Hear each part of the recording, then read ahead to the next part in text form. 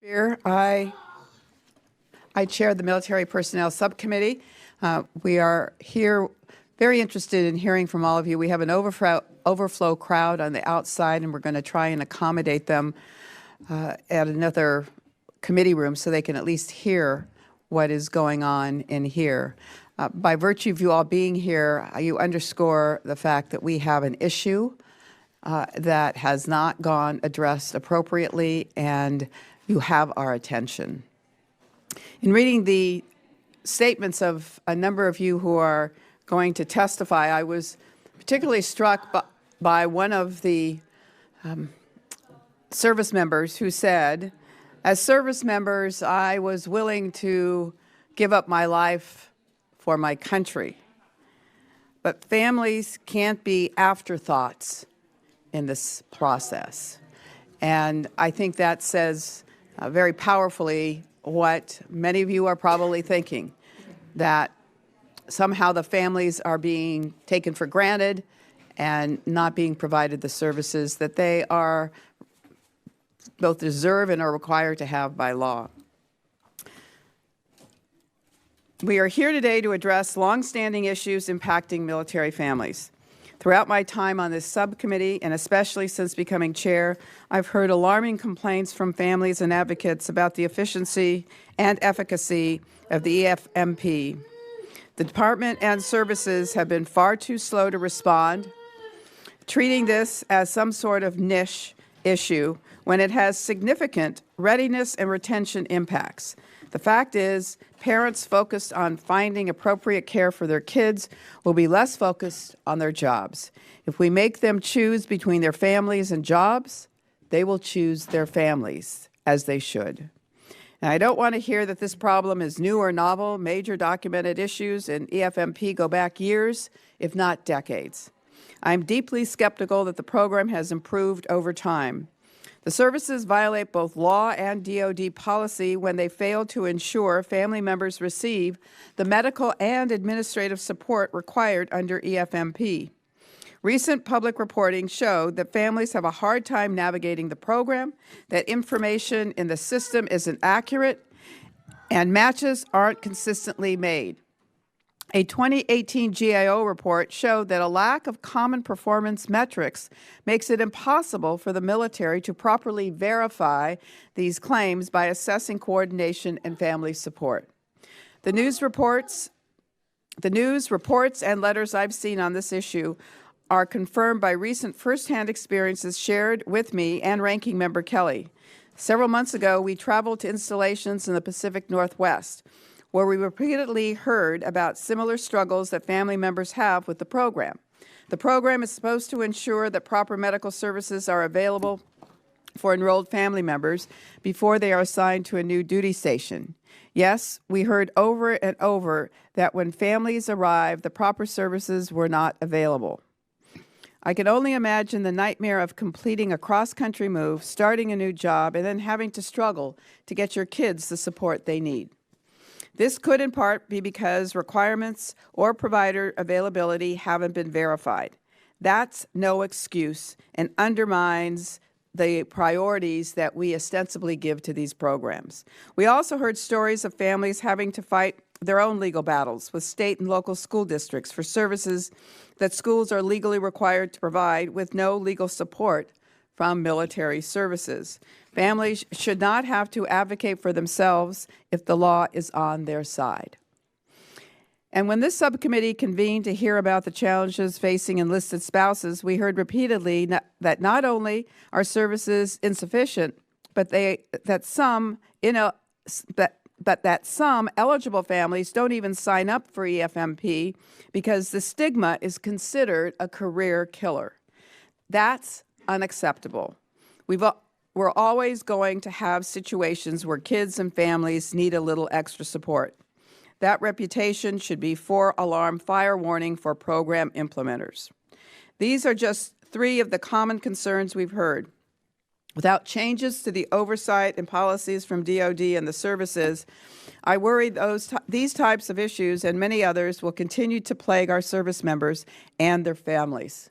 We owe them more. Today, we will be joined by two panels. The first will consist of representatives from military family organizations that advocate for families on these issues, as well as two parents who have struggled through this system and also advocate for other families. On the second panel, we'll have DoD and military service officials responsible for the oversight and implementation of policies, as well as GAO, to discuss their report. What I would like to hear from the witnesses today are solutions to the problems, some of which may have been identified by GAO but have been slow to be implemented. Others may be novel that we've never heard of before. I would like to discuss what else we can do collaboratively to improve and raise the program to the world-class level it needs to get to. I would also like to know what the services do to educate and promote the program and how the services combat any associated stigma. Before I introduce our first panel, I'd like to offer Ranking Member Kelly an opportunity to make his opening remarks. Thank you, Chairwoman Spear. First of all, I want to say people, more specifically, and families are our most precious commodity.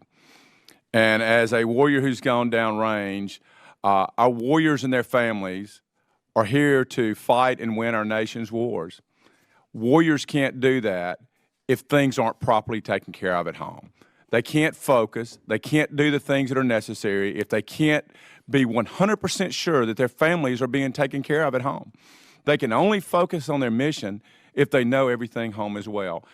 And today, I think our EFMP, Exceptional Family Member Program, is not making sure that our warriors have that peace of mind.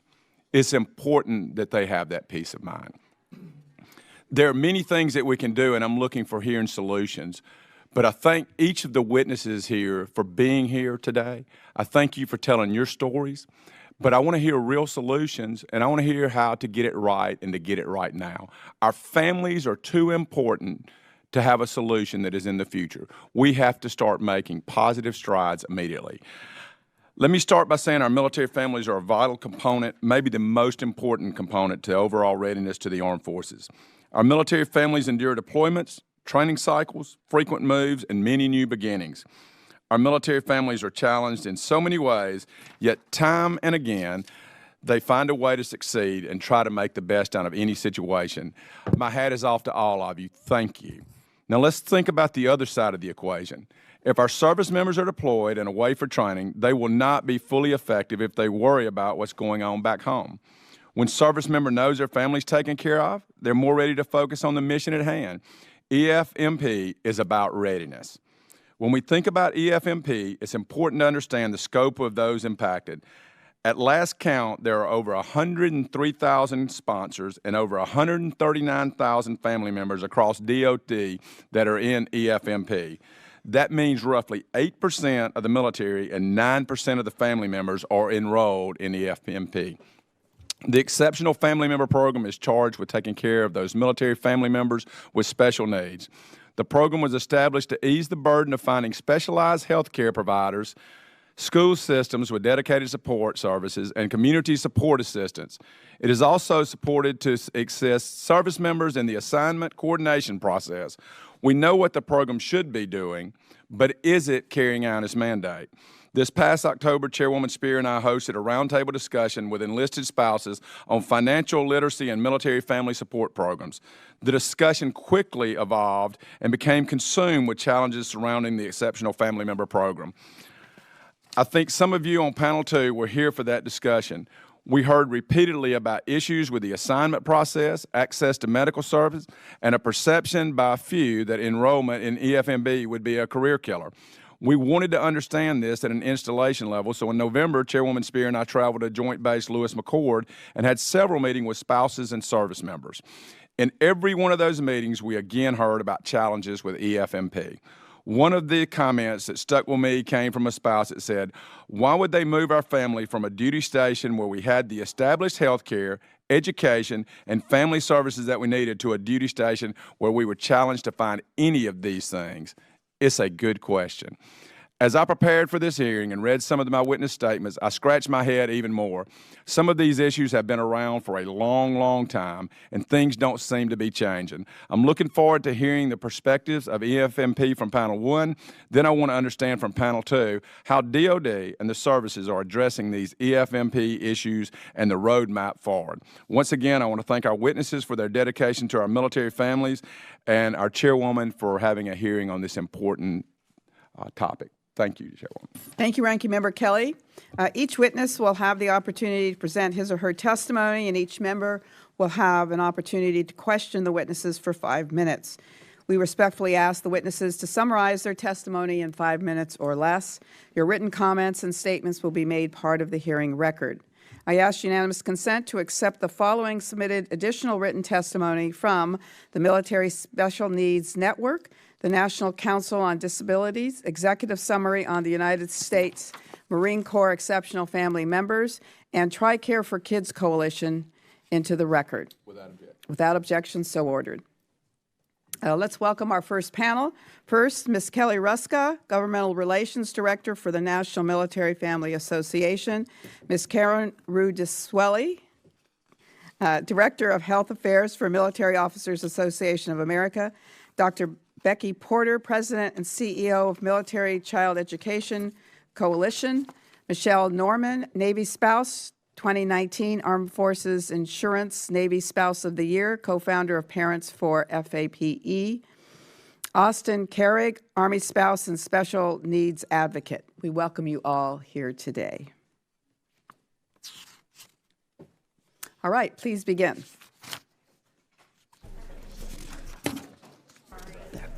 Madam Chairwoman, Ranking Member Kelly, and members of the subcommittee, thank you for the opportunity to present testimony concerning the Exceptional Family Member Program. We appreciate your recognition of the service and sacrifice of military families, as well as the unique challenges facing families who have a child or other family member with special needs. Your response through legislation to the ever-changing need for support has resulted in programs and policies that have helped sustain these families through difficult times. Military families complain EFMP assignment coordination is not thorough. Some say they are sent to areas with insufficient medical or educational assets to meet their needs. In other cases, providers exist, but long wait lists preclude access. This seems to be a problem for families with children in the autism spectrum at Joint Base Lewis McChord. Many families being sent to JBLM report long wait lists for therapies, even with the opening of the Center for Autism Resources, Education, and Services. We ask Congress to require DOD to develop and publish performance metrics to evaluate assignment coordination effectiveness, to include evaluation of capacity of the available medical services and therapies, and not just a yes-no availability. Our association believes there needs to be more transparency in the assignment coordination process. Assignment coordinators need to provide more explanation to service members when they're not screened for an assignment. It's not uncommon to hear from families that they did not screen for an overseas assignment, but they know someone else with a similar diagnosis in their desired location. There are many reasons why families could be denied, possibly that healthcare specialties at capacity or a provider has just recently transferred from the duty station. Without a proper explanation, the family makes assumptions and then present those assumptions as fact. Service members also need to be more transparent in the assignment coordination process. A recent report on the well-being of military families noted families enrolled in the EFMP expressed concerns regarding stigma surrounding special needs family members and military career advancement. Some family members don't enroll their family members in EFMP, even though enrollment is mandatory for active duty service members with a family member with special needs, because they are concerned it will hurt their career progression. Some service members have moved their families overseas without command sponsorship because they were told there wasn't adequate medical or educational services in their gaining location. While service members may not be able to have it all, open communication may allow them to have a long and satisfying military career while their family has access to the proper educational and medical supports and resources along the way. A 2018 GAO report on EFMP indicates each service uses various mechanisms to monitor how service members are assigned to installations, but the report contains no details on how the individual services are monitoring assignment coordination effectiveness. We agree with GAO's recommendations that the Office of Special Needs develop performance metrics for assignment coordination. Specifically, OSN should develop common assignment coordination performance metrics across the services. Metrics should include measures of military family satisfaction with the assignment coordination process focused on the ability to obtain necessary medical care at the gaining installation. Metrics should track compassionate reassignments, off-schedule PCS moves due to inadequate medical resources at the gaining installation for EFMP families approved for that location. Compassionate reassignments of this nature indicate system failure and should be monitored to identify and address process breakdowns. Metrics should be reported on the installation level to provide actionable information. While our association and military families may be frustrated with the slow pace of process and service improvement, it is important to note that DoD and the services offer many services and supports to help our special needs families successfully navigate military life. We appreciate the help Congress has provided over the years and look forward to continuing to work together to ensure the system works for everyone. Chairwoman Spear, Ranking Member Kelly, and members of the subcommittee, thank you for hosting this hearing on the Exceptional Family Member Program and inviting me to speak on behalf of the Military Officers Association of America and the families we serve. We appreciate this opportunity to speak about EFMP with a focus on access to medical care. The EFMP is an important tool for ensuring military families are not sent to locations that lack necessary medical and educational services for their special needs family members. This topic is especially important given recent study findings by the Children's Hospital of Philadelphia Policy Lab that indicate military kids are 40% more likely than civilian kids to have at least one special health care need. Policy Lab's research also found that military families reported worse health care access and lower quality care than their civilian counterparts. Surely some of this is due to challenges all military families face with reestablishing care after repeated PCS moves. However, we also know there are numerous issues with the military health system and EFMP that must be addressed to narrow these gaps in access and quality of care. Some EFMP families report that the medical screening process does not always work as intended, and families are sometimes approved for areas that may have providers but not appointments, or at least not without a long wait list. EFMP medical screening must not only identify providers at the gaining location, but also better determine actual appointment availability. While critical, improved medical screening alone won't address gaps in care. Current TRICARE Prime policy requires families to PCS before they can transfer their TRICARE enrollment, schedule an appointment with the new primary care manager, get specialty care referrals from the PCM, and then wait for those referrals to be processed. Only then can families contact specialty providers at their new location to make appointments. This means some EFMP families report a 1 to 2 month gap in care before they even get on specialist wait lists. This process could be streamlined and disruptions in care minimized by allowing families to get specialty care referrals for the gaining location before they PCS. Although not part of EFMP, another important program for military special needs families is the TRICARE Extended Care Health Option, or ECHO. Congress established ECHO as a substitute for state Medicaid waiver services that often have wait lists and are unavailable to mobile military families who never reach the top of the list before they move on. The current ECHO respite level of 16 hours per month disadvantages military families relative to Medicaid waiver recipients who get on average of 58 respite hours per month. We urge DoD and Congress to increase ECHO respite to bring it on par with Medicaid. EFMP families face many challenges in navigating military life while also caring for their special needs family members.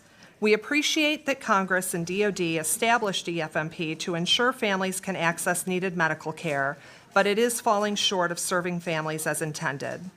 With the Policy Lab study, we now have evidence that military families, and particularly those with special needs, face greater problems with access and quality of care than their civilian counterparts. These problems must be addressed to ensure military health care is an unmitigated benefit, not another sacrifice to add to the many that service members and their families already make in support of our nation. We appreciate the subcommittee's attention to these issues and look forward to answering your questions. Thank you. Ms. Norman? Chairwoman Spear, Ranking Member Kelly, and members of the Military Personnel Subcommittee, thank you for the invitation to be here today. Order.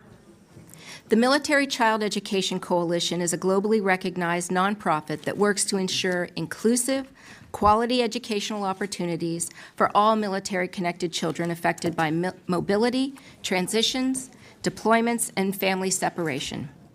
Given our mission, we are not infrequently contacted by family members who have concerns or questions about their children's education. In recent months, it has come to our attention that an apparently growing number of military-connected parents of children with special needs feel that the basic education needs of their children are not being adequately or appropriately addressed by the schools they attend. Moreover, their efforts to garner assistance through the Exceptional Family Member Program or the Military Installations School Liaison Officers are largely ineffective. Several families reported to us that the EFMP is broken, clearing them for assignment to locations where nearby schools do not have the resources to meet their children's educational needs. According to their reports, many families undergo undue emotional and financial stress as a result. A theme from many EFMP families is that they have to repeatedly fight for basic special education services.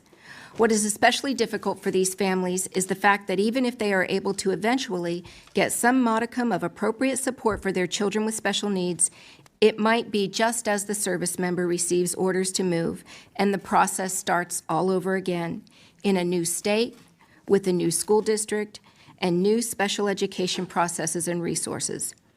The interruption in services and instruction and the prolonged period to reestablish an appropriate individualized education plan take precious time, during which children with special needs may regress and ultimately require even more support. This paradigm, compounded over multiple PCS cycles, adds up to years of lost learning and development. Some families are deciding to remain at a location where they've established qualified individualized services while the service member PCSs to the new duty station. This decision puts additional stress on the family, much as separation from a deployment would, and forces the spouse to manage all of the requisite meetings and appointments, not to mention the needs of the other children in the family, without the benefit of the service member being present to assist. Other families are deciding to school their children at home, where they feel they can more adequately control their children's individual instruction, medical appointments, and academic schedule. The spouses in these families take on an incredible burden when they feel the service member has been assigned to a location that clearly cannot meet their needs, and not all spouses have the necessary skill set, education, or financial means to accomplish homeschooling responsibly. While we have heard from some families that there are installations where EFMP works well and school systems work proactively to meet the needs of their children, we've heard far more reports of varying standards and poor execution of the EFMP. School liaison officers are often not trained or lack the time to adequately assist in accessing the necessary services for children with special education needs. As a coalition, we want to partner on a collaborative solution. We think that solution should include all of the stakeholders. Among the other recommendations in our written testimony, we suggest a coordination that seems to be a major issue. We recommend a person at each installation be identified with the sole mission of providing liaison among the school liaison officers and EFMP coordinators, not a handout and not a website, but a hands-on solution. I'd like to thank the members of the subcommittee for your interest in this very important issue, and I look forward to your questions. Thank you, Dr. Porter. Ms. Norman. Madam Chairwoman, Ranking Member Kelly, and distinguished members of the subcommittee, thank you for the opportunity to discuss EFMP and special education challenges our military families face. I'm a proud Navy spouse of 25 years. My husband, Cassidy, currently commands the forward-deployed USS Mount Whitney. We have moved 10 times and have spent over 3 years geographically separated. Our children and I were not able to move overseas with him due to our EFMP status. In 2003, our lives changed drastically when my daughter Marissa was born prematurely at 27 weeks, weighing 2 pounds, 3 ounces. She lived in the NICU for 8 months and has 21 diagnosed disabilities. Providing opportunities for Marissa, including those required by federal law, has taken an incredible toll on us, both emotionally and financially. In 2014, Marissa entered Virginia Beach City Public Schools with an individualized education program known as an IEP. In the first 30 days, goals and services were removed. The school continued this pattern of minimizing Marissa's disabilities and telling us that everything was fine. Our concerns were discounted. This is common for many EFMP families, to be gaslighted. When we pushed back, meetings became hostile, not collaborative, and worse, the school district was not allowing her access to the education as outlined in her IEP. Imagine how hard this was for Marissa. She regressed socially and academically, failing all benchmark testing. To make matters worse, Cassidy was out of state for 22 months. Meanwhile, school officials kept asking when we would receive military orders, following the same pattern of school districts waiting us out the military families all across the U.S. have experienced. Stressed and exhausted, I called the EFMP case manager. She told me that they could not advocate for families. Similarly, the parent liaison couldn't help, the SLO couldn't help, the VDOE couldn't help, and the JAG couldn't help. Only the Marine Corps has attorneys for their EFMP families. So this is the problem. When we know a school is breaking the law by not implementing an appropriate IEP, how do we hold a school accountable? Webinars and military one-source information do not hold any weight in an IEP meeting. If parents speak out publicly, they and their children suffer from reprisal from the school district. We knew we needed to try to do the right thing, not just for us, but for others who do not have a voice. We borrowed money, hired a special education attorney, and placed Marissa in a private school, a decision that improved her life significantly, even though she had to repeat 5th grade. We won our first due process hearing in 2016. We won an appeal to the 4th Circuit Court in 2018. And we won numerous VDOE state complaints in between. Yet, Virginia Beach refused to comply with the orders from VDOE, a hearing officer, and a federal district judge. A few days after Christmas last year, right before Cassidy was to leave for a 15-month overseas deployment, Virginia Beach sued my daughter to get her back in public school. The Individuals with Disabilities Education Act was now being used as a weapon against my family. Marissa has now testified twice. It will literally take her years of therapy for her to heal from the trauma and anxiety the school district created. But this story is not just about Marissa. It's about the tens of thousands of military families in EFMP. If, after spending over $220,000 in legal expenses out of our own pockets and winning all legal decisions, the school district with deep pockets of taxpayer money continues to violate law with impunity and without penalty, how can an enlisted service member even begin to fight? Our deployed service members are distracted and worried about their children while their spouses are being forced to fight an unfair fight for education already mandated by law. We're too burdened, too scared of reprisal, too tired, too spent on deployments, and too broke to obtain the resources our children need. That is why we need data and legislation to universally fix EFMP. Recognizing we need more data on special education, we worked with congressional leaders to insert language in the NDAA 2020 to mandate DoD study those challenges. After presenting at the Congressional Military Families Caucus Summit last October, 3 military spouses and I designed a special education survey. The results confirm that special education is an unspoken challenge for military families, illustrating systemic problems that transcends all ranks and all services for military families at duty stations across the world. At the request of the Military Family Caucus, we drafted the Promise Act to provide safeguards for military children with special needs, provide accountability and transparency of taxpayer dollars, and support military families forced to pursue due process. We love our teachers, and we all agree that more funding will help. Yet the survey shows that providing more impact aid to EFMP-centric school districts years ago did not help. Ironically, those schools were among the worst offenders for special education violations.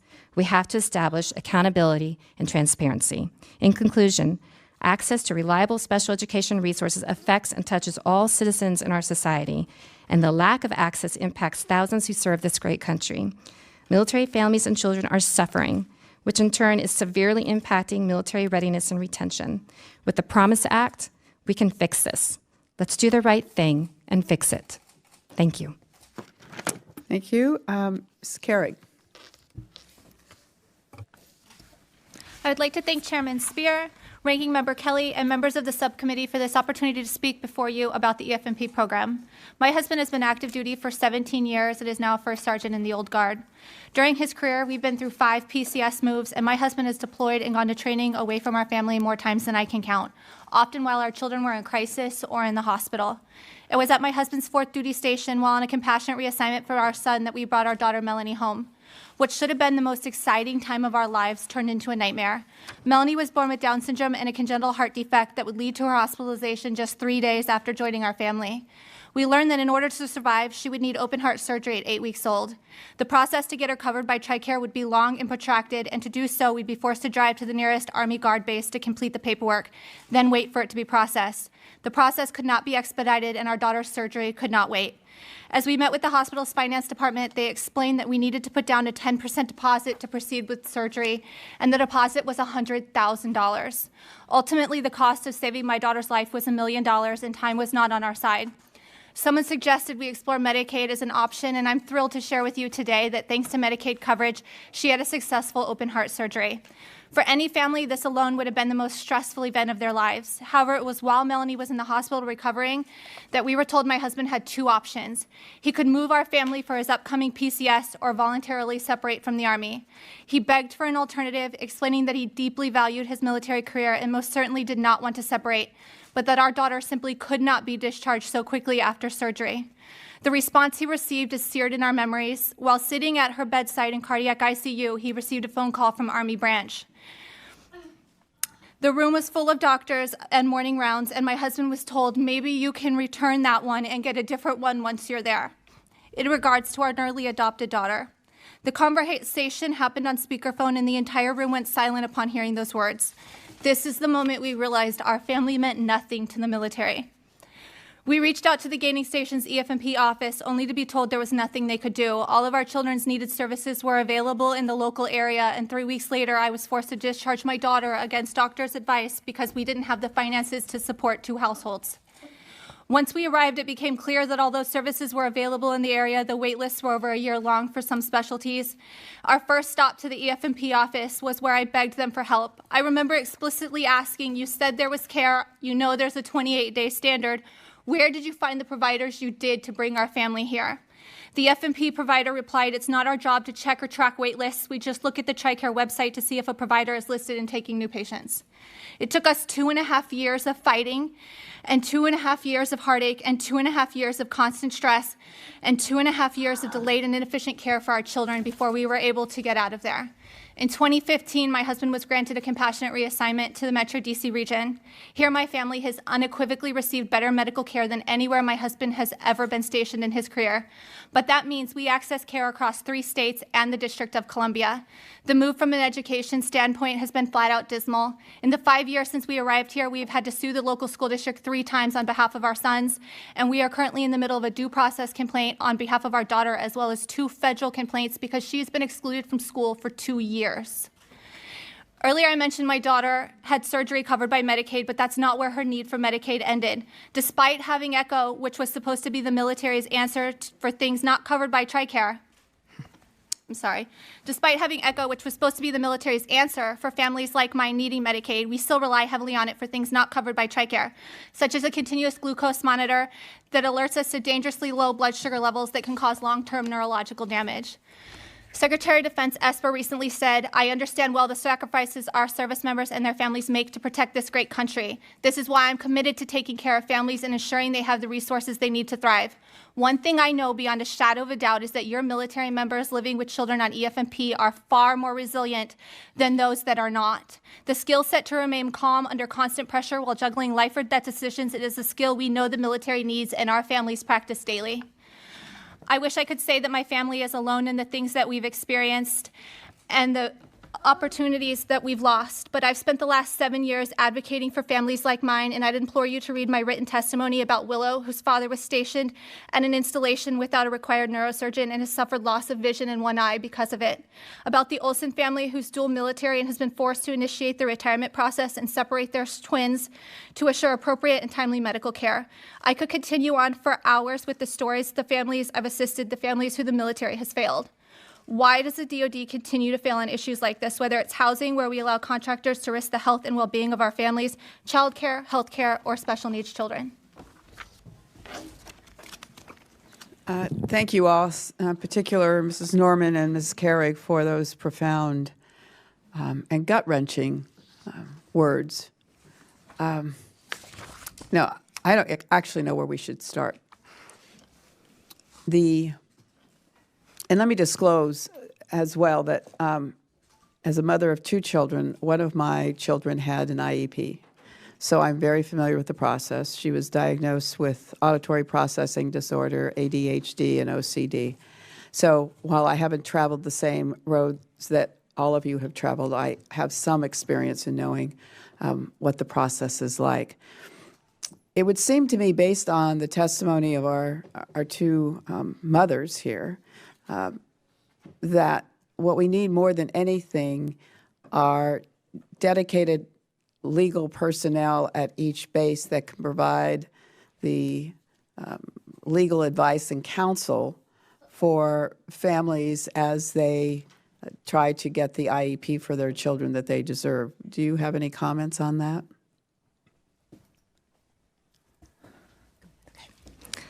I agree with you, Chairwoman Spire.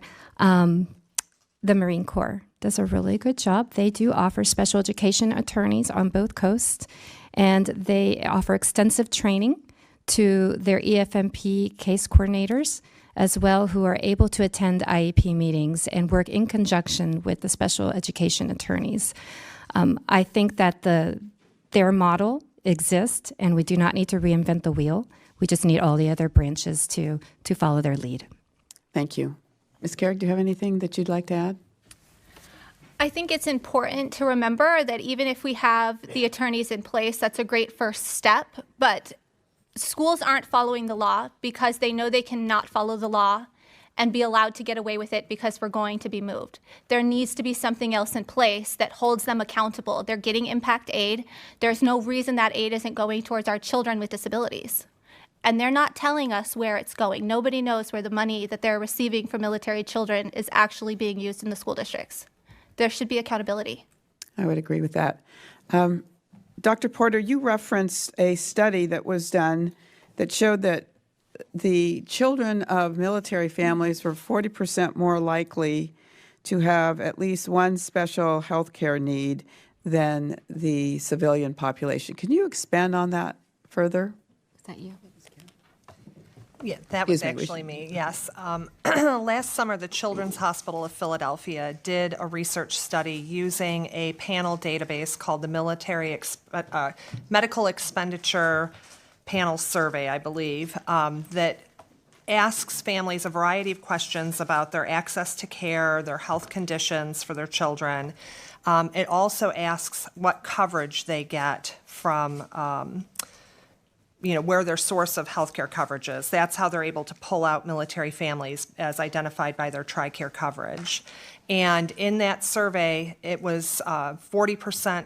It was a 40% higher rate of special needs among military connected families versus civilian families or families who did not get their insurance through TRICARE. We speculate that, there's a lot of challenges to getting medical care when you're moving regularly, and that contributes to some of that reporting in terms of access challenges. But we're also aware of many issues within EFMP and the military health system that can contribute to access problems, like appointment shortages in the direct care system, the many assignment process issues that we've talked about here today. When we were visiting in the Pacific Northwest, what kept coming up were the number of families with children with autism. Mm-hmm. Have there been any studies that address the incidence of autism? Is it equal to what it is in the civilian population, or is there a higher incidence? I am not sure about autism specifically. Behavioral health diagnoses are 35% more likely in military families versus civilian families per this research study that was done, and that does include autism as part of the behavioral health diagnoses. Can you define what else is in behavioral health? Things like ADHD, anxiety, adjustment disorder. All right, thank you. Dr. Porter, you indicated that in your experience, you have seen some EFMP programs that work well. Can you identify any specifically? Madam Chairwoman, I cannot identify them specifically. The way that they were communicated to us was mostly in the way of a family saying, we had everything set up, finally, and then we had to move. They did note that there were some places where it worked better than others, but they did not specify where they were. All right, and finally, let me just ask about these EFMP coordinators. Are they sufficiently educated in their roles to provide advice, or are they basically just railway conductors sending people from one location to another? Our association has heard a mixed review of EFMP coordinators. I think, unfortunately, like many services provided, that sometimes the assistance that's provided is only as good as the person sitting in the seat. So we've heard from families that they've received outstanding service from individuals at installations across the country. I want to say Fort Bragg comes to mind, that they have a systems navigator there that we've heard a lot of really positive feedback about. But then there are others that find that the path of least resistance is, it's easier just to say, oh, I'm sorry, here's a website. And so there's some inconsistency there. I think that there are some really dedicated professionals out there that truly want to help families. I think it's just, again, inconsistent. All right, my time's expired. Ranking Member Kelly. Thank you, Chairwoman Spear, and thank you, witnesses, and thank you for telling us your story and more importantly, telling us what's wrong so that we can try to figure out what to do to make it better. The first thing, Chairwoman Spear, is it's shocking to me that we have public school systems that are denying care against federal law, and that's outside of our purview, but we need to figure out something to make sure we can enforce that. The gentleman yield? Yes, ma'am. I was also taken by one of the comments that they will, quote, wait you out because they know you're a military family, so if they wait long enough, you will just be PCS somewhere else, and that appears to be one of the techniques that's used. Go ahead. I think you and I can be very bipartisan on that issue. I think we can. Second, the Marine Corps has a system that is at least partially working and doing things with the legal aid, okay? And I think the DOD folks in the back need to be listening to that. When we have something that works, we don't need to reinvent the wheel. We need to use it and apply it. So that makes it better for everyone. So I just encourage DOD to think about looking at what the Marine Corps is doing because it's right. As to the panel, and this is any of you, are you aware of any civilian programs that are similar or on the same level as EFMP that are working right or that we can get good ideas from or develop or to see how to make it work better? I would just say, and I focus on medical issues, I would say there needs to be an improvement to medical case management so that it's more akin to what you find in high-performing civilian hospitals. In civilian children's hospitals, if a child is brought in as an inpatient, the case managers or social workers proactively approach the families and start asking, have you thought about this? Have you thought about this? Do you need a letter stating the condition of your child so that you can get some time off work? Do you need our support in any way? And they start proactively raising the issues. I think that is lacking within the military system. The case management is fragmented.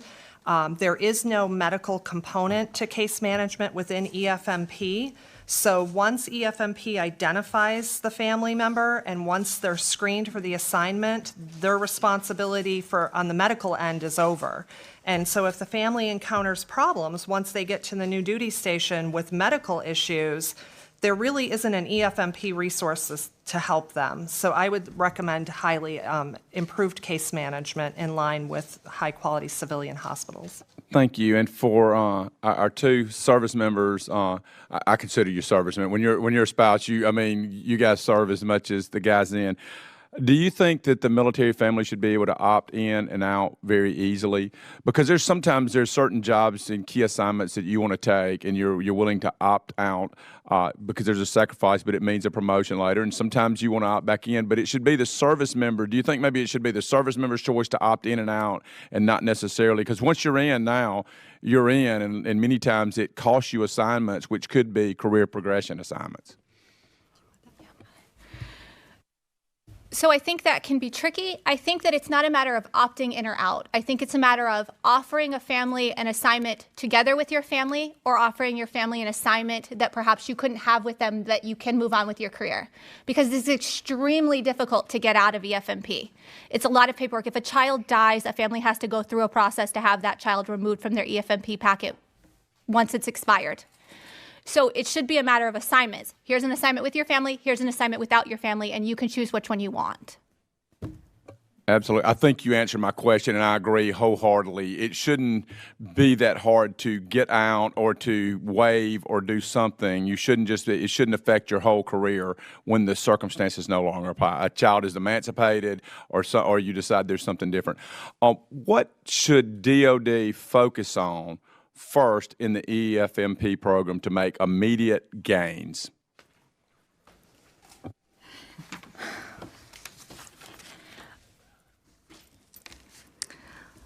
I think the first thing we should do to make immediate gains is to standardize EFMP among the branches. That is definitely number one. And I think when you do that, we can start taking a look at the special education piece. And we just need to force school districts to follow the law and hold people accountable.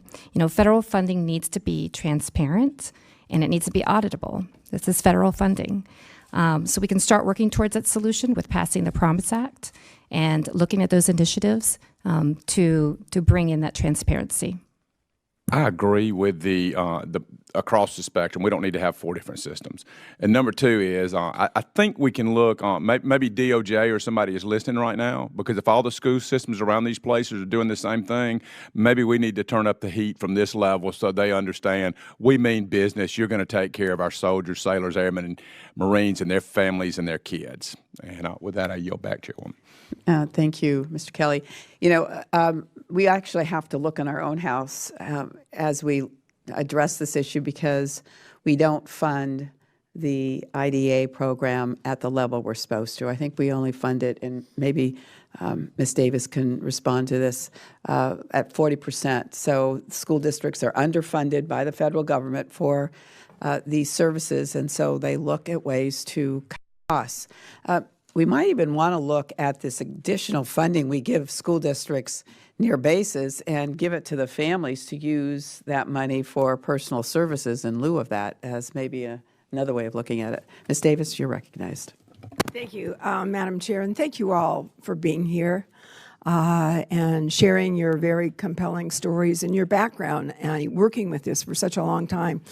It saddens me because we actually had worked hard as we went into Iraq and Afghanistan to try and be far more responsive to families, because initially there was really no there when it came to the kind of resources and I think the culture of acknowledging the critically important role of families in readiness, as well as just about everything else, when it comes to our national security. What I wanted to try and sort out a little bit, and again, I was a school board member as well.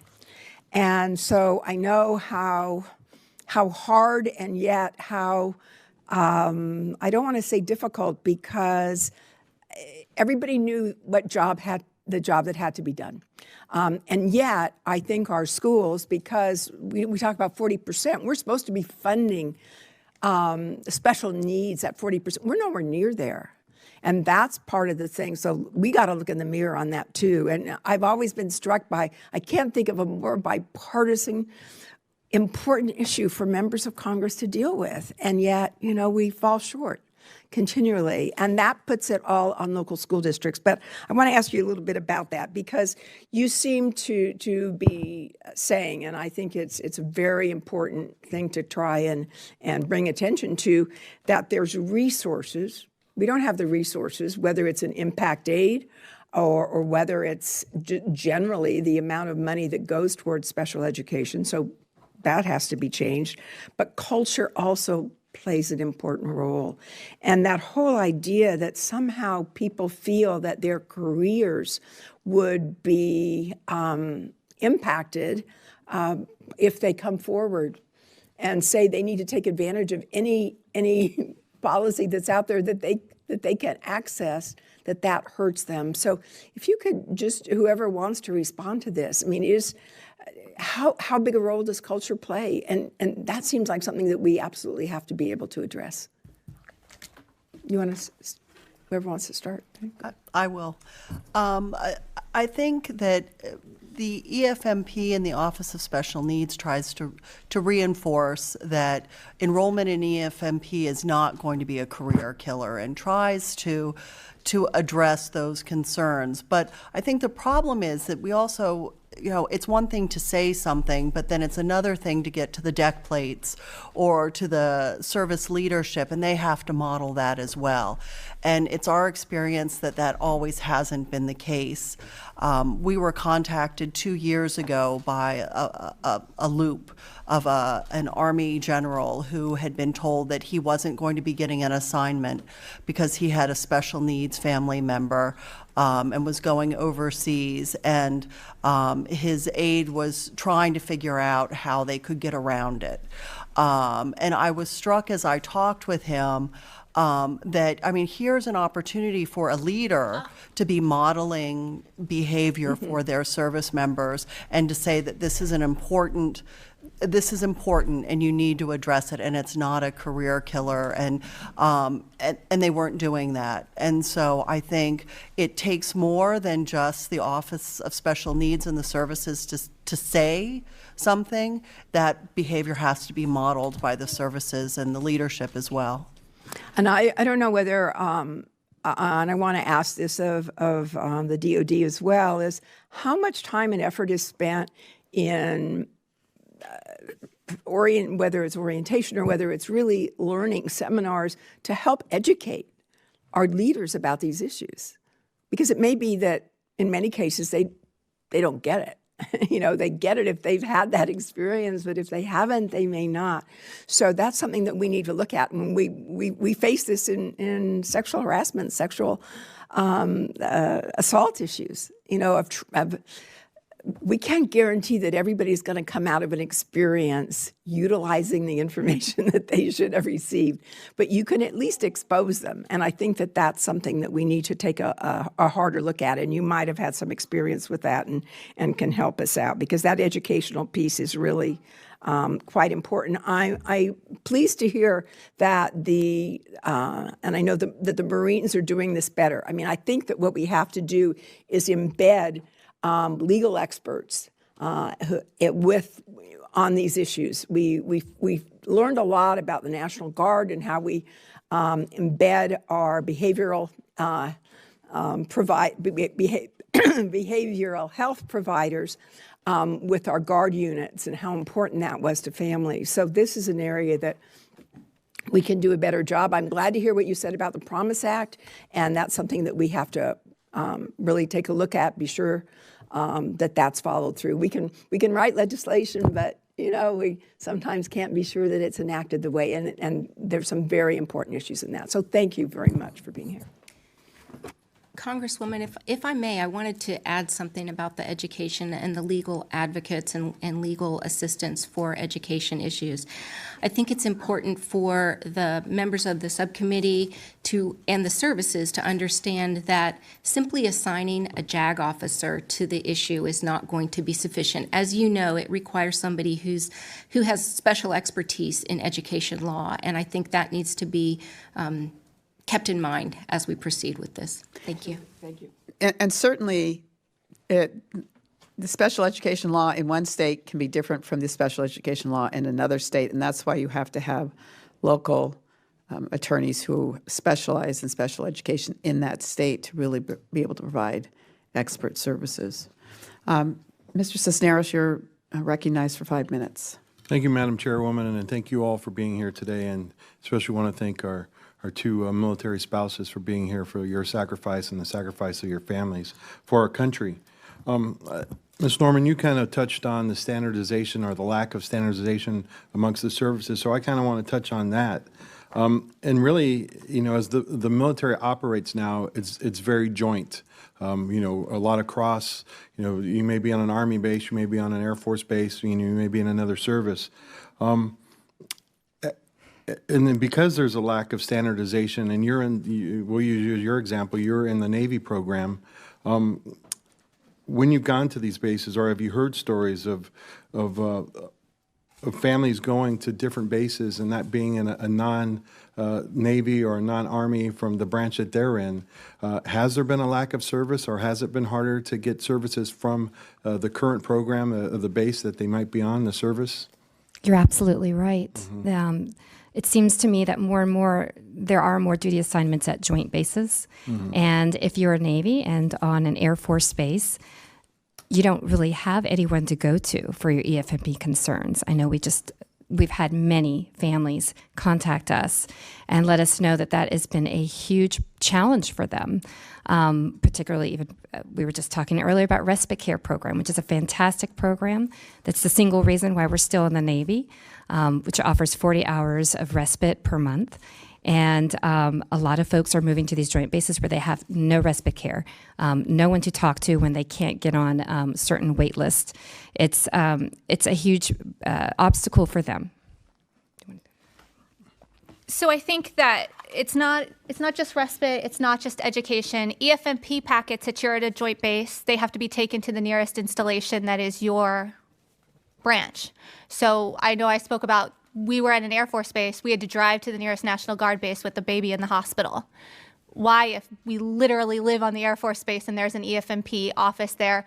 The same is said when you do transfers. If you're transferring to a joint base, they don't always know you're coming because you're Army and you're transferring to a joint base that's run by the Air Force. No. So there is no current plan right now for you, allow you to kind of opt into the current system of the branch or the base or the service that operates the base that you're going to? No, there's not. So for respite care, for example, the Army has a different program for respite care than the Navy does. So you have to go through the Army for the program the Army uses. We live in D.C. The nearest respite care providers for the Army are in Quantico. So we've not received respite care for any of our 3 children on EFMP since we've been here, and it's been 5 years. Oh. Yeah, that's horrible. But that just really kind of stipulates really why it's so important that we kind of go and get to one system, so you don't really have to.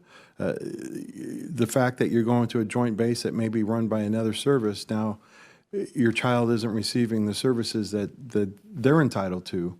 And so this is really where we need to go. The other area I want to kind of touch on, again, is something that you both have talked about, or really is the career path for the service member, and really kind of putting them, the lack of not being able to go everywhere because services may not be provided, especially going overseas.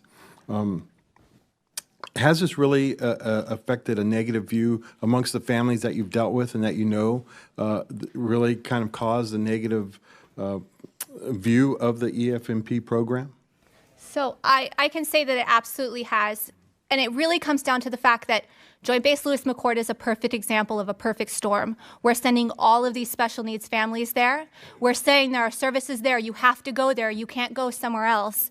And they get there and they're waiting 18 months for care. When your baby's 3 months old, 18 months is a very long time to wait.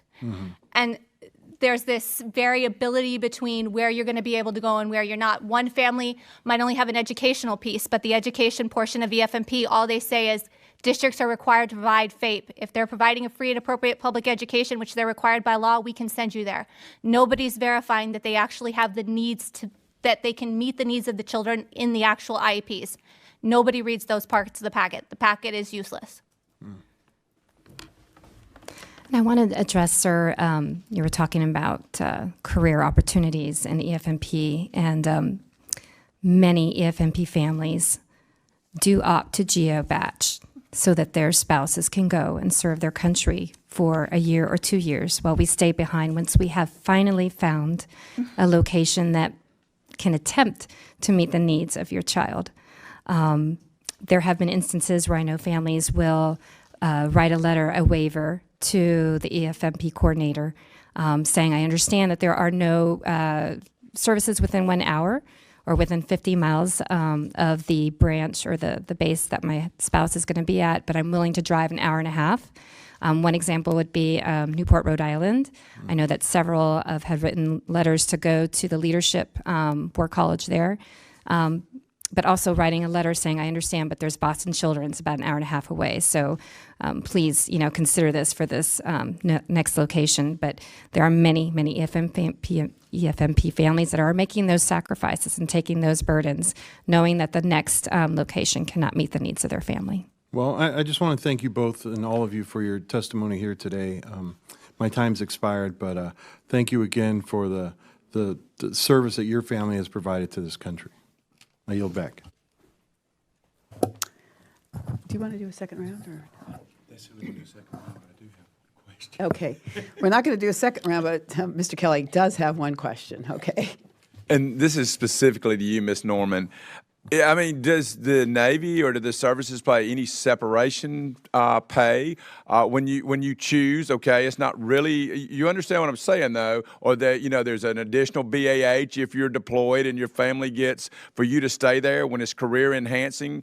Do they have any of those special pays? And if not, would it be helpful if they did? It would be very helpful. All right, Ms. Carrig, you indicated that you have no ECHO benefits because the closest provider of those benefits is at Quantico for your service. Is that correct? No. So respite care, there are two forms of respite care, one through ECHO, one through the community service portion of the armed services. So for us, Army Community Service, EFMP respite care. So the nearest provider for EFMP respite care is through Quantico. And as far as ECHO care, because my child gets in-home nursing care, she doesn't get her ECHO care hours through ECHO. So at this point, it is up to Medicaid to fund those hours, and they do. But if we didn't have Medicaid. So as a military family, if you had not taken advantage of Medicaid, you would have been paying for the operation and hospitalization out of your own pockets? The reality is we didn't have the deposit to give them. We had no way to pay them. They suggested we mortgage a house that we didn't have because we've always lived in military housing. I think that that's the most difficult part of this is we know we could have lost our daughter. We had days to come up with the money to pay for a surgery that we didn't have. And the reason why the military was unwilling to provide the surgery was what? The way it works when you bring a baby home through adoption is you have to submit a packet through the nearest installation DEER's office. Because we were Army and not Air Force, we had to go to the Army to do that. And when we submitted the packet, it takes some time to process it. So nobody could expedite it. We explained what the situation was, and they said, well, 28 to 45 days, it'll be done. My baby was having surgery in less than 5. I see. All right. All right. Your testimony has all been very valuable to us. Thank you very much. We'll take a 3-minute recess so that we can change out the panels. Thank you. I'm coming right back. I'm not leaving.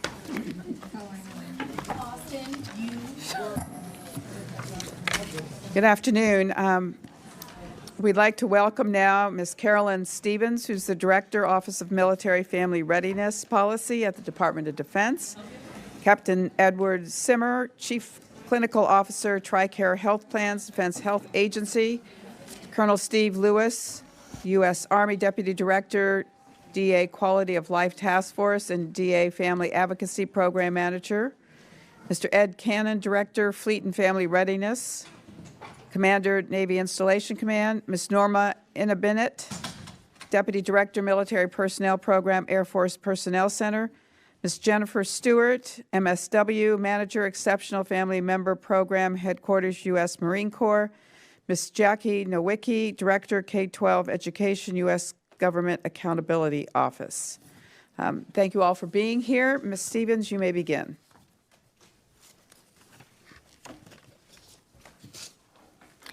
Thank you. On behalf of Mr. Matthew Donovan and a cadre of dedicated and expert professionals in personnel and readiness, thank you, Chairwoman Spear, Ranking Member Kelly, and members of the Distinguished Subcommittee for your continued support of our military families and quality of life programs.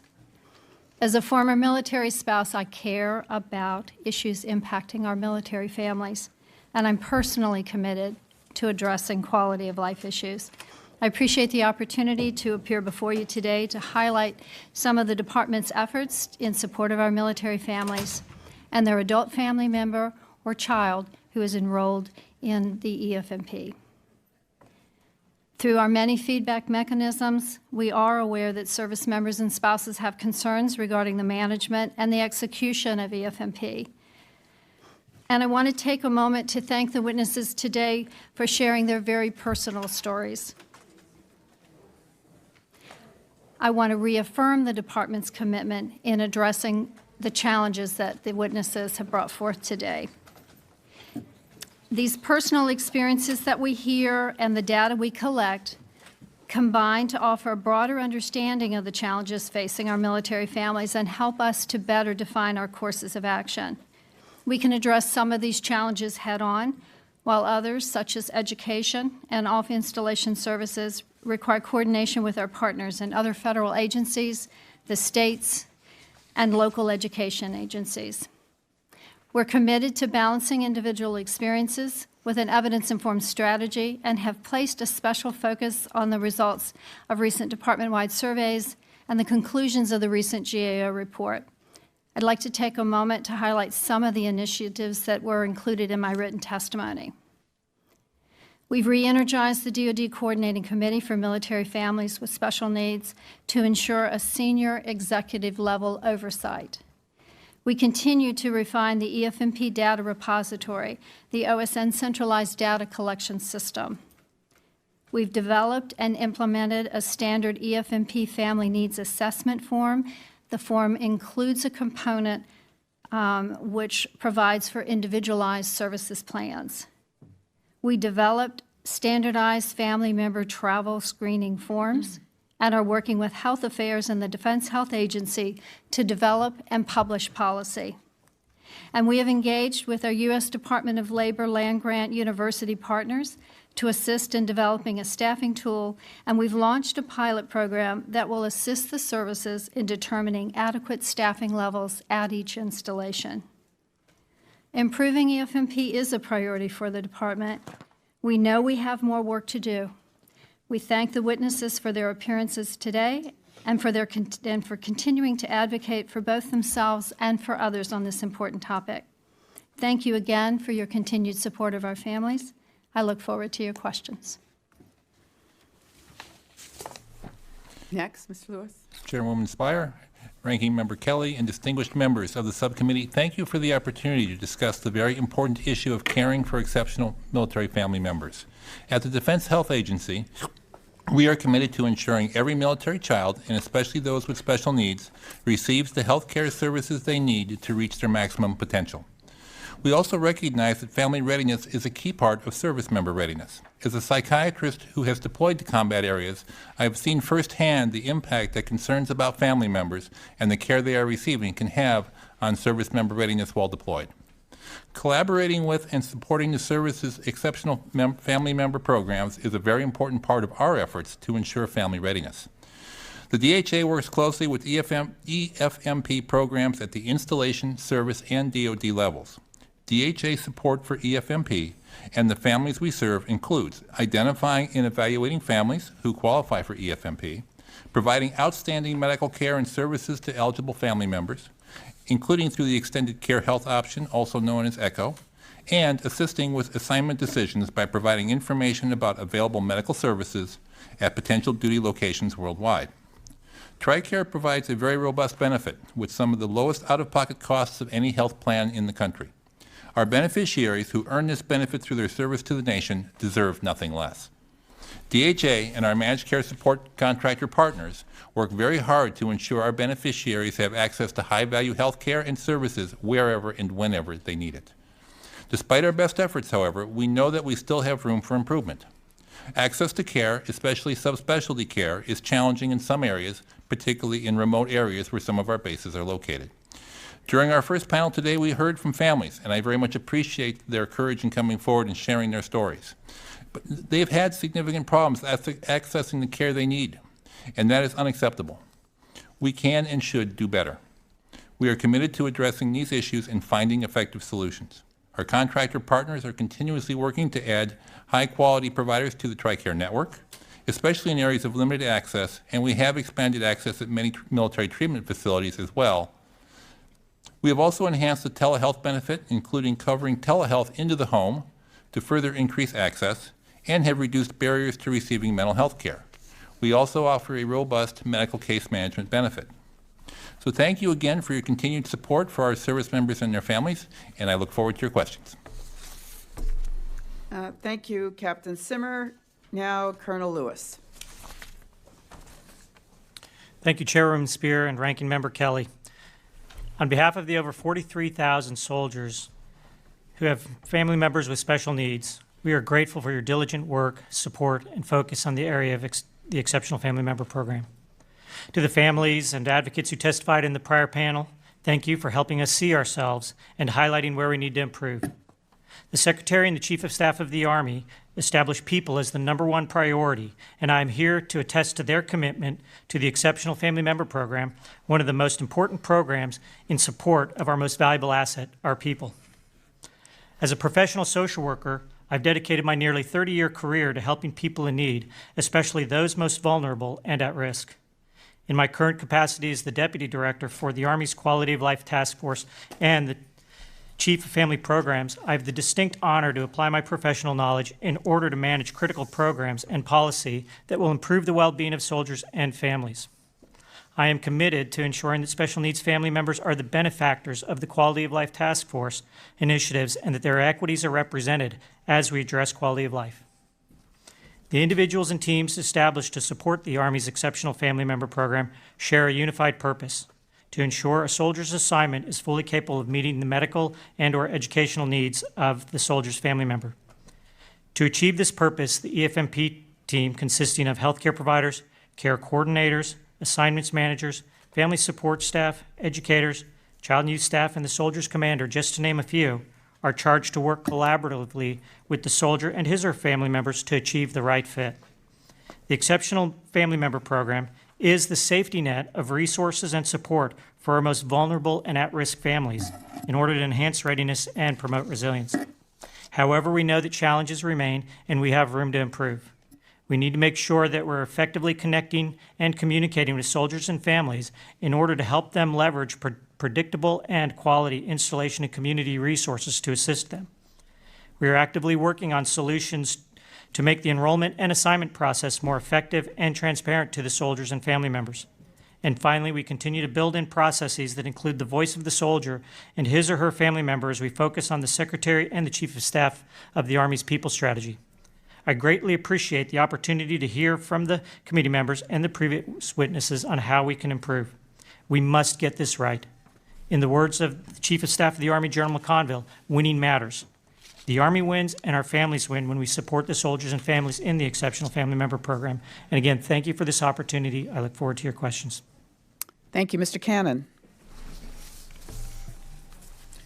Chairwoman Spear, Ranking Member Kelly, and distinguished members of this subcommittee, thank you for this opportunity to testify on the Navy's Exceptional Family Member Program. I'd also like to thank the family members who testified before this panel and the family members in the room today. Thank you for being here, for sharing your experiences, and for allowing us to continue the conversation with you to work to better meet your needs. The Navy asks your spouses to be ready to serve and ready to deploy, and we need to continue to do better to ensure that you are supported when your loved ones are called to serve. The Chief of Naval Operations has stated that stronger families make a stronger fleet. I firmly believe Navy's Exceptional Family Member Program plays a critical role in obtaining mission readiness for our sailors. We must ensure our Navy families have the medical and educational resources they need for their exceptional family members. Enrollment in Navy EFM has tripled since 2016, and today we have nearly 23,000 Navy families enrolled. The Navy has 85 full-time personnel supporting our Exceptional Family Member Program. We have increased our outreach to families, expanded training, and increased the resources available to family support staff at Navy installations. In fiscal year 19, Exceptional Family Member Program case liaisons at Navy installations held thousands of private consultations with sailors and family members and offered hundreds of group classes and workshops. Case liaisons also worked with families to develop individual service plans, coordinate non-medical care, work with local school districts, and provide information and referrals for community support resources. While I am proud of our accomplishments, I know we must find ways to improve. We will continue to seek feedback and to listen to the needs of our sailors and their families. This dialogue and the lessons we are learning from our sister services will help us to make changes to the program and improve the support we provide to Navy families. Thank you for your sustained commitment and unwavering support of the Navy's Exceptional Family Member Program. I look forward to your questions.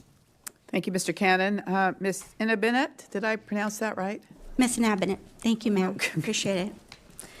Chairwoman Spear, Ranking Member Kelly, and distinguished members of the subcommittee, thank you for your continued support of the Armed Services and your interest in the Department of the Air Force's Exceptional Family Member Program. It is an honor to speak to you today on behalf of our air and space professionals and their family. I would also want to thank our family that are witnesses today and appreciate their advocacy for this very important program. Today, we have 33,181 active duty members coded as EFMP sponsors and 50,987 family members that are enrolled in EFMP. The Department of the Air Force Exceptional Family Program is based on a foundation of collaboration, coordination, and care among 3 EFMP components: medical, family support, and assignments. The Department of the Air Force has made strides by reforming EFMP processes and expanding family support capabilities to our EFMP members, and I'd like to take the opportunity to highlight some of those. The following are a few. In November 2019, the Department of the Air Force partnered with CareStarter, a patient-focused IT company that offers mobile app capability to access real-time medical, therapy, and educational information by location. It also offers the capability to create a unique profile for each of our family members by diagnosis and age. The CareStarter program is currently being tested at Travis Air Force Base, California, and we are excited about the possibility of linking CareStarter to our assignment process, as it will provide valuable information to our EFMP families when they are applying for or are selected for any new duty assignments. Since 2017, 59 additional family support coordinator positions were added to our Airmen and Family Readiness Centers.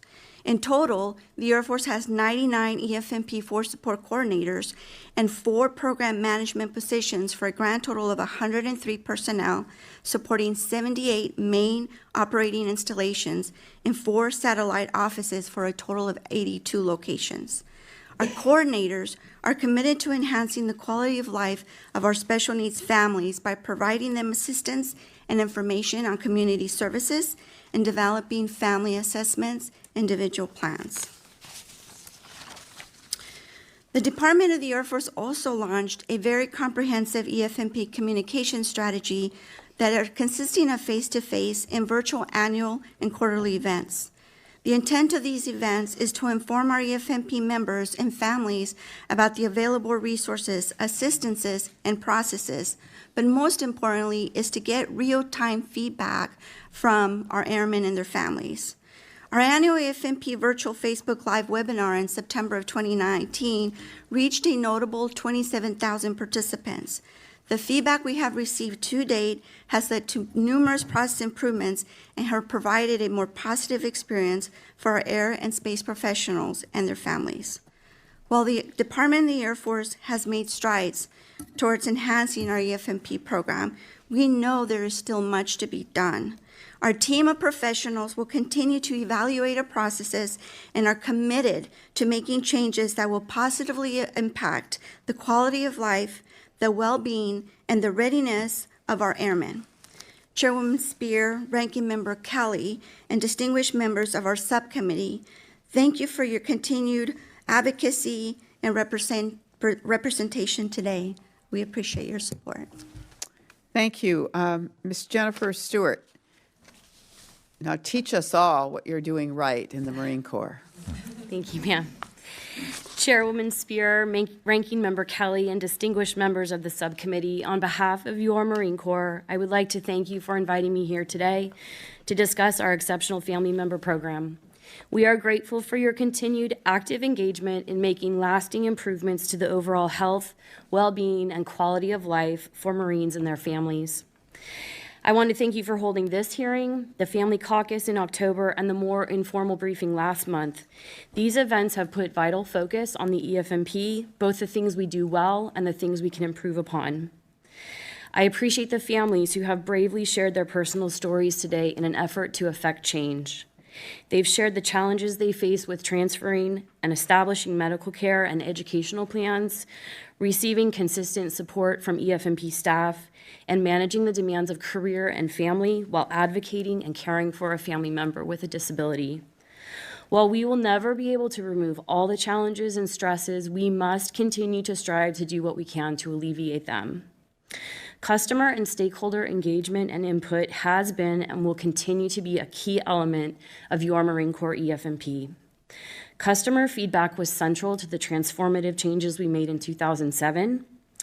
Assessing customer satisfaction with our program in 2013 and 2015, and most recently, a vital element of our 2019 program evaluation effort.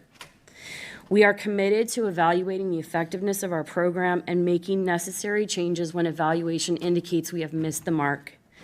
A 2017 study analyzed the career progression of more than 20,000 EFMP enrolled Marines compared to their non-enrolled peers over the course of 25 years.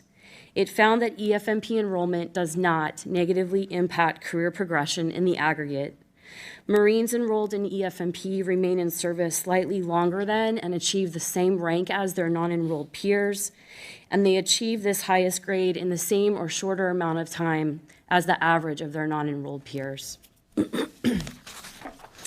We are looking forward to the results of a comprehensive FY19 program evaluation of EFMP that included, among other things, a customer needs assessment, customer and staff satisfaction survey, staffing model review, and validation of our measures of performance and effectiveness. We anticipate the results in the spring of this year. Taking care of Marines and their families is a key element of overall readiness and combat effectiveness. The adage, we recruit Marines, we retain families, is as true today as ever. Our EFMP has come a long way since its inception. We realize that with our success stories are other stories of continued challenge and stress. We must continue to work hard to help those who feel the program has not done all it can. By ensuring that we take care of EFMP enrolled Marines and their families, we fulfill our responsibility to keep faith with the honor, courage, and commitment they have so freely given. Thank you for the opportunity to present this statement on this important topic, and I'm happy to answer any questions you may have. Thank you, Ms. Stewart. Ms. Nowicki. Good afternoon, Chairwoman Spear, Ranking Member Kelly, and members of the subcommittee. Thank you for inviting me here today to discuss GAO's work on DoD's Exceptional Family Member Program. As we have heard, military families with special needs face unique challenges, which are complicated by frequent moves. and families are often frustrated by a program that is intended to help them but does not always meet their needs. In May 2018, we made 3 recommendations to remedy significant weaknesses with OSN's oversight of the EFM programs. DoD agreed with all of them. My statement today focuses on the 2 main types of challenges we identified and the status of DoD's efforts to address them. First, we found wide variation, as you know, in EFM programming among the services, which could lead to gaps in assistance. For example, only the Marine Corps specified a minimum frequency with which EFM families should be contacted by their family support providers. The Air Force and Army did not have requirements for regular contact, and the Navy only required contact for certain families. The Marine Corps, as you know, was only the service to employ special education attorneys, which may have particular implications for families who believe their children are not receiving special education services outlined in their IEPs or who are having difficulty obtaining an IEP. Special education is often an area of great frustration when families move from state to state, as the federal special education law gives states a fair amount of flexibility to determine eligibility for services and define disability categories, meaning a child could be eligible for services in one state but not in another, even with no change in diagnoses. Officials from the other branches told us that they've found other ways to try and help families who are seeking special education legal advice. For example, they might connect families to outside organizations that provide specialized legal support, though often at the family's expense. Or they might refer them to general military lawyers, though these attorneys may lack expertise in special education law. At the time we did our work, we also found that the Air Force EFM program did not include a training component for EFM families, and neither the Air Force nor the Navy provided family support relocation services to EFM families, both of which are required by DoD policy. Further, although services plans are used to document the services and support each family needs and are required, we found that there are tens of thousands of military families who lack them. In April 2017, DoD directed the services to allocate sufficient funds and resources, including staffing, needed to achieve DoD's policy objectives for the EFM programs. However, DoD has not provided guidance nor developed a standard as to what sufficient funding and resources look like, relying instead on each service to determine this for themselves. As a result of these types of shortcomings, we concluded that some families with special needs may not get the assistance they require, particularly when relocating. We recommended that DoD assess the extent to which each military service provides sufficient funding and resources for their programs and the extent to which service plans are being developed, and that DoD include this information in a gap analysis in its annual report to Congress on EFMP. DoD has made only limited progress implementing this recommendation because, for example, it only began collecting data on services plans in the last quarter of 2019. Regarding staffing and funding, DoD officials told us last April that they were piloting a staffing tool to help determine the number of family support providers needed at each installation, and they expected the pilot to last for 2 years. The second group of challenges we identified broadly relates to OSN's oversight of the EFM programs. For example, we found that DoD lacked a common set of performance measures for EFM programs and is therefore unable to fully assess the effectiveness of assignment coordination and family support at each installation. DoD officials told us that past efforts to create these types of measures have been unsuccessful because the services cannot agree on what these measures should be. OSN also lacks a process to systematically monitor the EFM programs and instead relies on each service to self-monitor. As of January, our recommendations to develop these performance measures and develop a systematic monitoring process remain unaddressed, and DoD remains unable to determine the adequacy of the services EFM programs as required by federal law. In conclusion, developing a policy for families with special needs that works across DoD's 4 military services is challenging, given DoD's size and complexity and mission. But the lack of direction from DoD on how to provide EFM services or what the scope of those services should be means that some service members get more or less from the EFM every time they relocate, making an already stressful situation worse. And until DoD is able to assess EFM performance across all its services, it will not be able to ensure that military families with special needs receive adequate, consistent, reliable support no matter where they are stationed. This completes my prepared remarks, and I look forward to responding to any questions you may have. Thank you, Ms. Nowicki. So at the outset, let me say this. I find the GAO report to be stinging in terms of its criticism of many of the services. And it's not good enough to come here and make happy talk about how you want to be helpful and how grateful you are for the courage of these parents to come forward and speak about their experiences. It reminds me a whole lot about the many hearings we had on sexual assault in the military and how every service official who came said they had zero tolerance for it, but it continues.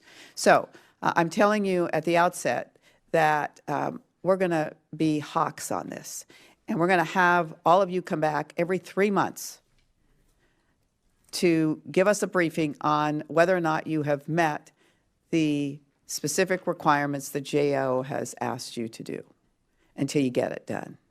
Because it sounds like it's not happening. So let me start with this chart that's in our, let me ask you first this question. Have any of you read the statements of the 2 parents that testified today? Just raise your hands. Only 2 of you. Sorry. No, you have not. Okay, for your homework, I would like for each of you to read their statements, because within their statements, particularly Ms. Carrick's, are numerous vignettes about other service member families and what they have dealt with. I don't think there is a true appreciation of what these families are going through. We have another room filled with families here. We have an overflow crowd of families who came today, none of whom are testifying, but all of whom have issues with the EMFP program. So the chart we have shows that the Marine Corps has 107 full-time equivalent family support staff. It's one of the smallest branches, as 107. How many does the Navy have? 71. How much does the Army have? 119. And yet you have many-fold more service members and many-fold more family members who are enrolled. In fact, in the Marine Corps, they have 107 full-time equivalent family support staff for 11,000 families. The Army has 119 family support for 54,000 families. So there should be no question in anyone's mind that the services the families in the Army are receiving are not adequate.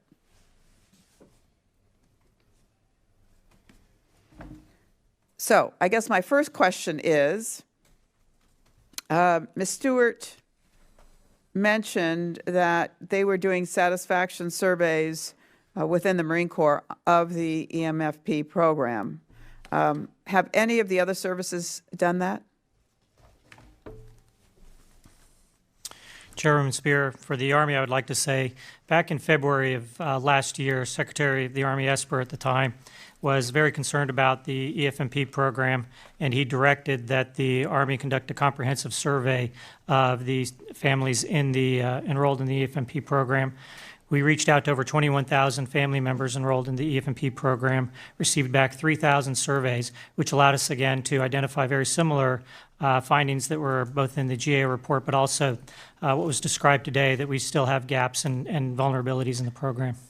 So what is your game plan to address those gaps?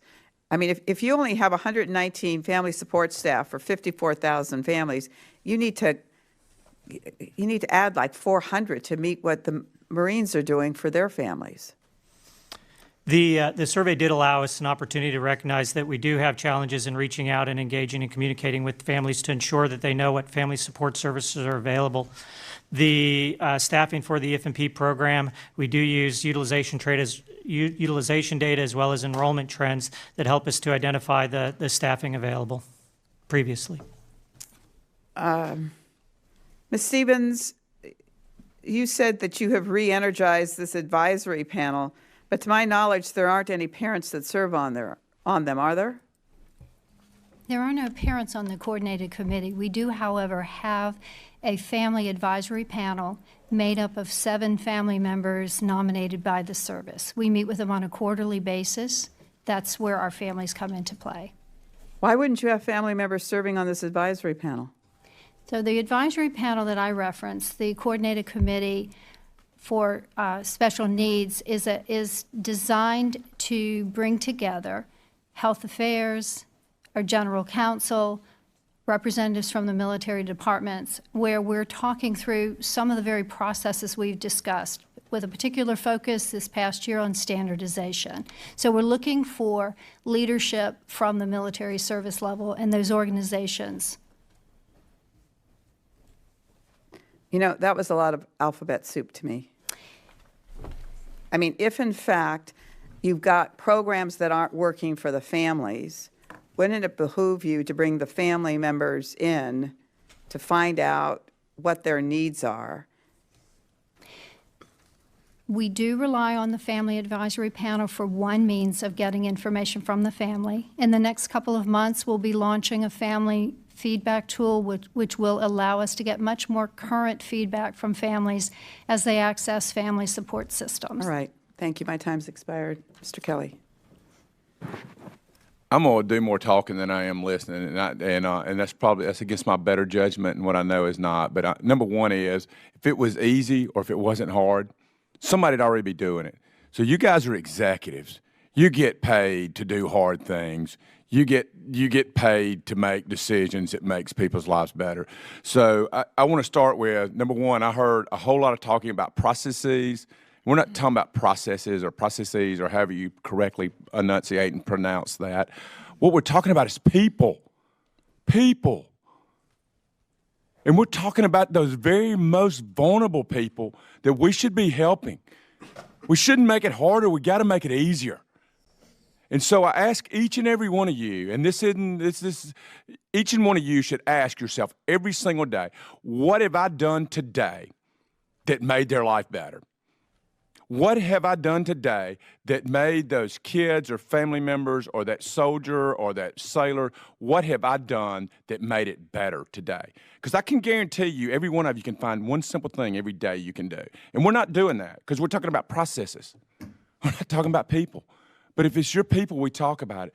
The second thing, and I do want to answer, just when was the last time you met with an EFMP family that you did not know, and how often do you do that? How often have you done that in the last 3 months? When's the last time you met with a EFMP family in their place and met with them and see what their issues are, and how often do you do that?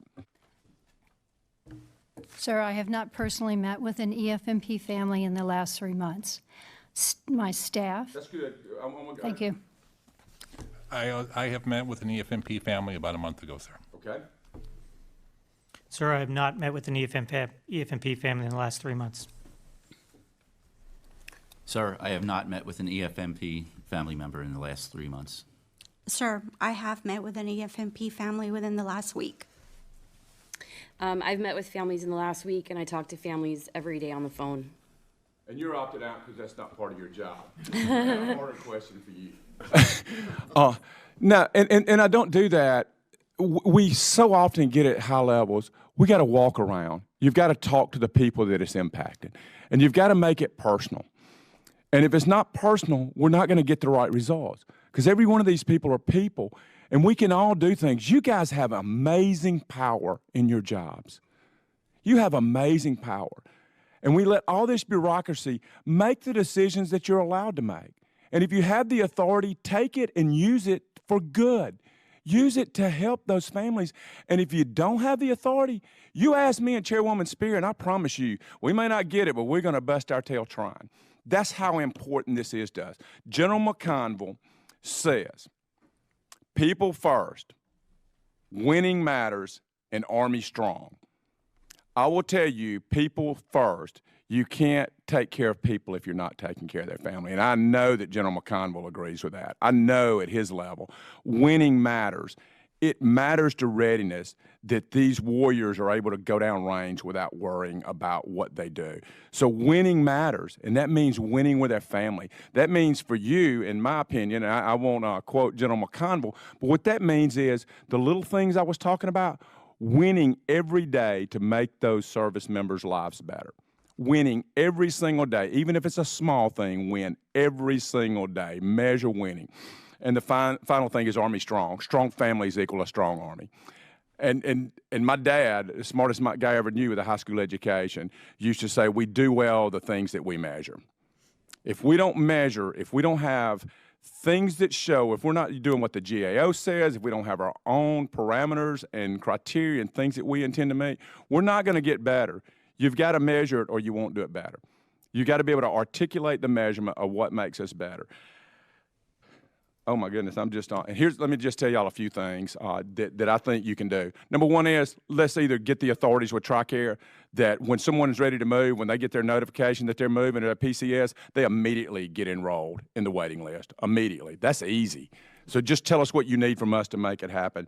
Travel, we had the thing at JBLM where they're 50 miles, but you got to get on a ferry and everything else, so we can't pay it. Holy cow, surely a two-star general or a one-star general somewhere can write that and say, you're an exception and we're going to pay your travel for this. Surely we can do that when it takes a half a day to get there and a half a day to get back, but it's not in the 50 miles. I'm sorry, I'm going to go just a little over, Chairwoman.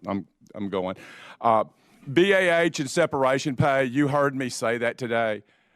Holy cow. I mean, surely at the two-star level, we can say if a person chooses a promotion assignment and they're separated from their family, we're going to give them separation or the additional BAH. Those are easy fixes. And I think there's one more, but I'm going to leave with that. And Ms. Nowicki, if you would just tell us how to get somebody else engaged so we can, like the Marine Corps, but these school systems should be compliant, and I would really appreciate any thoughts you have after the hearing on that. Thank you, Chairwoman, and I yield back. All right. Ms. Holland. Thank you. Thank you, Chairwoman, and thank you to the panelists and the families for being here today and for sharing your concerns and ideas on how we can improve the care for our EFMP families. As some of you may know, my father served in the Marines for 30 years. Having been raised in a military family, I am deeply interested in how we care for our military members and their families. In my district, I have 475 EFMP families. While many families have expressed appreciation for the Airmen Family and Readiness Center, they've also shared their frustrations with other aspects of the program. They can quickly access forms and get them processed, but they struggle to find someone knowledgeable enough to help them navigate all the resources and the related educational and medical system. One family who's been in the military for 17 years was recently surprised to learn they are eligible for a service dog. They learned this through their own research, not from help of anybody. Another constituent equated navigating through EFMP to learning a foreign language. So I want to just put this question out there, and whoever would like to answer it, I think it's important for all of you, but who is responsible for ensuring EFMP families understand the benefits and resources available to them? And what steps do you propose the DoD take to resolve this gap in information and comprehensive care? Ms. Stevens? Thank you for that question. I'd like to start with the who is responsible piece, if I may. Mm-hmm. We recognize that our families have an overload of information at times, and it's very hard to know where to look and who to turn to. And one of the initiatives that we have in place that's ready to launch in about 2 months is something called EFMP and Me. EFMP and Me is a web application that allows a family to drill down in subject areas that are either of interest to them or for which they may need particular services. The purpose behind EFMP is to help remove the noise of too much information, provide checklists that can help a family determine the kinds of questions they need to be asking, point them in a direction for individuals who can help them with some of their questions. Regarding your question about medical care, I will have to defer. So I think for medical care, ma'am, it's very important that we provide a number of different sources of information, make sure that information is reliable, accurate, and at a level that the families can use. I think we have a number of ways that we do that currently. Our contractors have educators located on major bases to teach them about the TRICARE benefit and their health benefit. All of our military treatment facilities provide education to our beneficiaries as well. We also have 2 projects that we're launching now. One is the TRICARE Select Navigator program, thanks to this committee, where we are going to have navigators for where we will have navigators for our TRICARE Select patients with complex medical problems and their families, who will help them find the right care, find the best quality care, and help them understand what the out-of-pocket costs will be in advance. So that's a very important program for us that we're rolling out. We also work very closely with, as I mentioned previously, our medical case management program. Those folks help our patients understand where to get care. They help with transfers of care when they move from one location to another, and make sure that they know what benefits are available for their family member and get them the help that they need. Thank you so much. I want to move on to another question in the interest of time. I understand that with EFMP, there are several tiers of severe and non-severe disabilities that address educational and physical needs, but I've heard from families that their child's conditions are not adequately being assessed and that many military families are being left behind. They've expressed challenges in finding appropriate care and resources for conditions that are not even listed with EFMP, causing them to miss time at school and creating unacceptably high out-of-pocket medical costs. For example, the limited pain management in some families not enrolled in EFMP has led to emotional distress and even depression in some patients. How does TRICARE and the services assess what conditions should not be considered and diagnosed as debilitating within EFMP? And Mr. Simmer, I guess you would be best to answer that as well. So I can certainly answer for the medical part of that. Our providers, especially those in the military treatment facilities, are familiar with which conditions may be limiting, which conditions should be referred for potential enrollment in the EFMP program.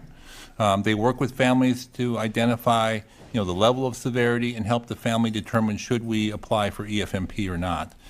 In the end, the family makes that decision, but certainly our providers can help the families understand the level of severity and the potential implications of that condition in the family's future. Thank you, Chairwoman. I yield. Thank you, Ms. Holland. I think you've heard from a number of us today about our dissatisfaction with what we've heard. I can just state for myself that we are going to fix this year. And we're going to start off with town halls so that all the people that came here today are going to have an opportunity to tell us what their experiences are.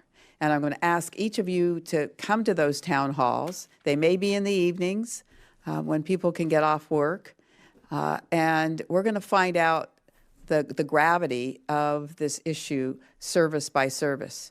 And I would say to you, Ms. Stevens, that we could solve a lot of our problems if we just take the Marine Corps' model and implement it in every one of the services. That would be a really good first start because they obviously get it. And the GAO has made it crystal clear that part of what is successful is when you have contact with the families. And in the Marine Corps, they have contacts, did you say monthly? Sorry, Chairwoman, they specify a level of contact that they're supposed to have, but do you know how? Quarterly contact. Quarterly. And if I recall correctly in your report, in one or two of the services, there may be no contact the entire year. So we're going to change the system so it's responsive to the families because words don't have any weight unless they are followed up with actions. And you can all say that we're here for the families, but unless we're going to show it by action, we are not achieving that result. And these families deserve so much more. They are struggling not just with being military families and the normal course of being moved every 3 or 4 years or having spouses that are away from them or all the other trials and tribulations. They also have kids with special needs. And we've got to recognize there's a high propensity for that in the military, evidently, and we've got to address it. It's going to take resources. But there's lots of ways that we can provide those resources and take them from other less significant needs in the federal government. So that's my commitment to all the families that are here. And I'm going to have Ms. Nowicki become my best friend over the next few months, and I'm sure that Mr. Kelly will as well, because we're going to make sure that she can be able to come back to us in short order and say that all of the services have followed through on all the recommendations. So with that, we stand adjourned.